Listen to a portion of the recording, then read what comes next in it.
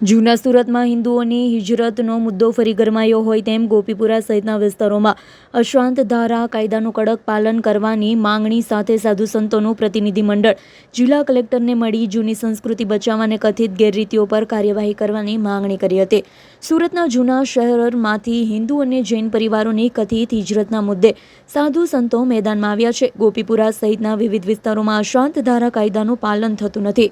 કેટલીક જગ્યાએ ગેરકાયદેસર બાંધકામ, બેનામી વ્યવહાર અને મિલકતની તબદીલ થઈ રહી હોવાના આક્ષેપ સાથે સાધુ સંતોના પ્રતિનિધિ મંડળે જિલ્લા કલેક્ટરને રજૂઆત કરી હતી.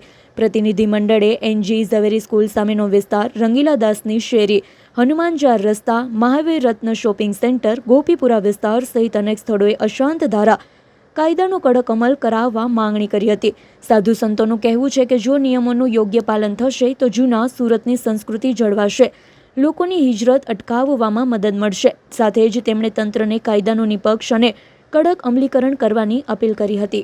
એડવોકેટ તરુણકુમાર નકુમ. આજ રોજ અમે હિન્દુ અને જૈન સાધુ સંતો સાથે અમે આજરોજ કલેક્ટર સાહેબશ્રીને અશાંત ધારા હેઠળ આવેલ વિસ્તાર ગોપીપુરાની રજૂઆત કરવા આવ્યા છીએ. જ્યારે ગોપીપુરા વિસ્તાર હેઠળ હિન્દુઓ અને જૈન લોકોના મકાન હેઠળ વિધર્મીઓ ગેરકાયદેસર રીતે પરમિશનો અને કબજો કરીને રહી રહ્યા છે, તે કલેક્ટર સાહેબને ખોટા અને પુરાવા સાથે રજૂઆત કરવા આવ્યા છે. આ જગ્યા મૂળ વ્યક્તિને પાછી મળે અને વિસ્તારની અંદર શાંતિ જળવાઈ રહે તે માટેના યોગ્ય રજૂઆત કરવા આવ્યા છીએ.